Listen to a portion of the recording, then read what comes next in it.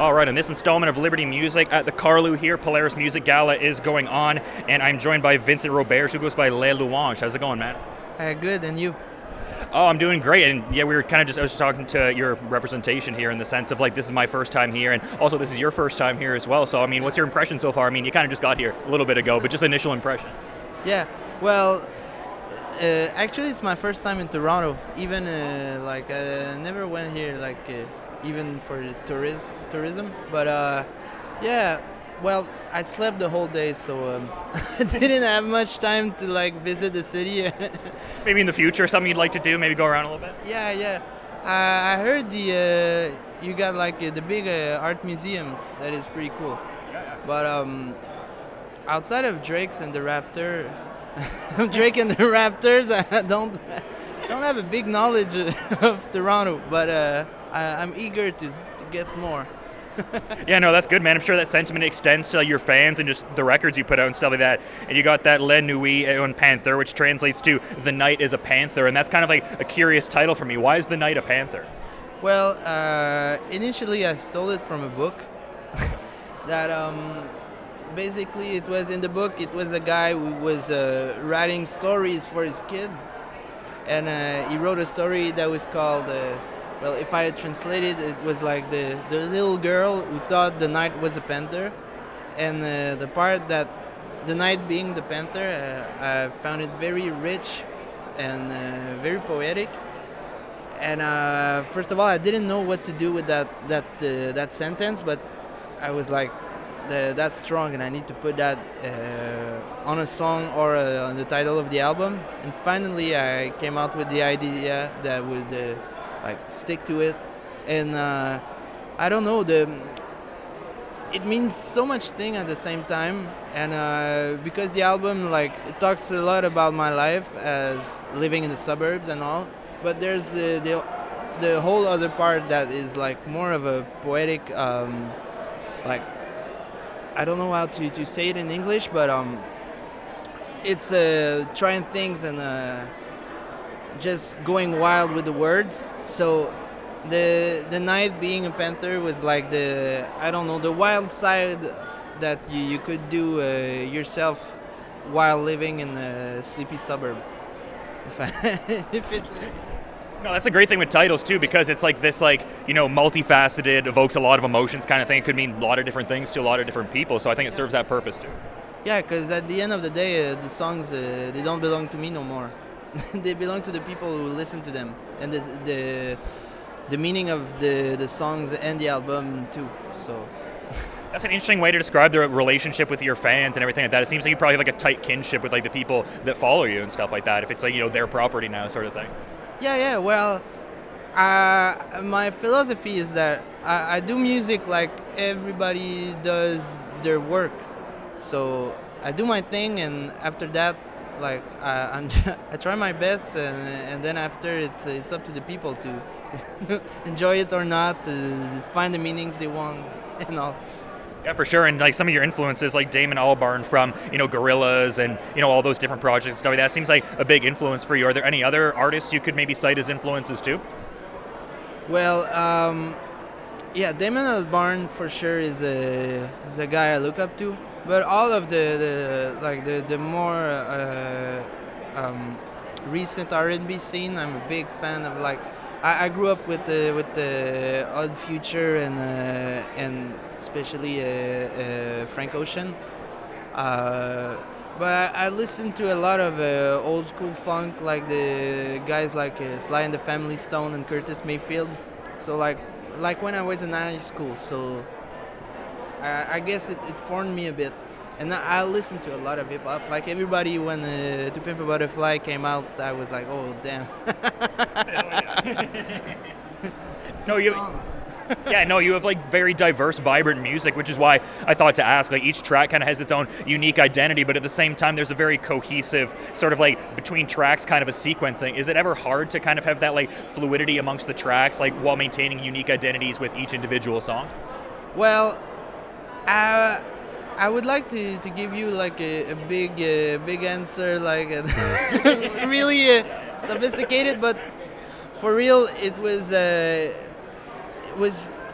we didn't put that much thought in it. Like it was with the feeling.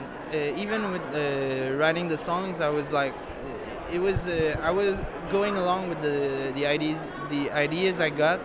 So, and when it was time, we did was a bit of a work to like put the whole album together, but still, it was more about the feeling than being very cerebral, you know.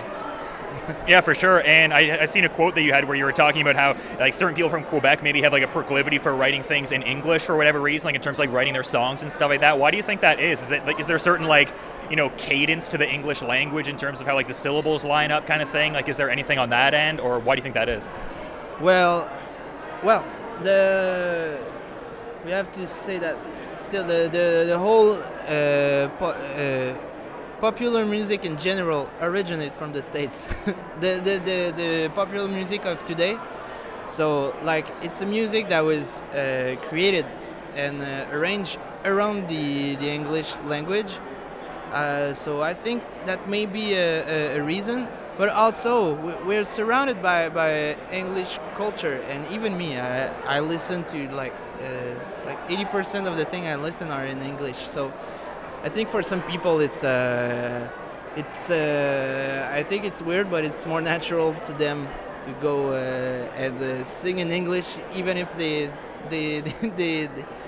talk, they laugh and they cry in French every day. But yeah, there's a lot of bands. But the funny thing is like, if you're not speaking English like the whole week and living it, how can you write poetry? Because it's like all the subtleties and even that. I think I can have a conversation like I'm having with you, but I couldn't think how to like write. I could write a song in English, but it's all, like I said, about the subtleties and the little things in the language that makes it great. Yeah, for sure. And you've got that new EP coming up, Expansion Pack, and it's coming up pretty soon. Can you talk about that a little bit? Well, there was some songs and some things that I wanted to do on the album that I didn't have the time and the chance to do, and I lived a lot of things since the album came out. So I had some things to say, like just talking about the tour life, because even if I'm not big out of Quebec, like in Quebec it's pretty crazy. I did like a 30 plus show this summer, went 3 times in France this year, and I wanted to like experience in more electronic sound, a lot more hip hop. There's 2 songs with featured guests, even a guy that raps in English in one of them, that's from Montreal.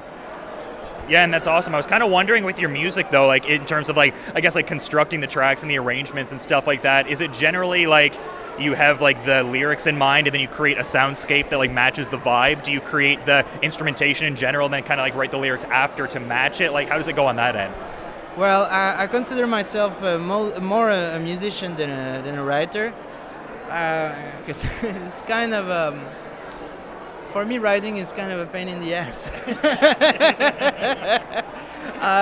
It's the hard part for me. Like doing the music, well, now I'm more interested in working around the textures and all. And since the EP, I work with a lot of beat makers, and like I spied how they were working. Well, yeah, it all starts with a couple words and an idea, and I try to make something out of it. Like every time it's like, oh damn, I got a new idea that could make a great song. I'll have to I won't sleep tonight. But so I make the whole thing in my computer, and then I bring it to like the guy who's playing saxophone with me in the band. He's helping me produce the track. So and we invite musicians and to like bring up the track to a more, I hope, professional level. But yeah, it's and there's a lot of the creative process that is going on in the mixing part also.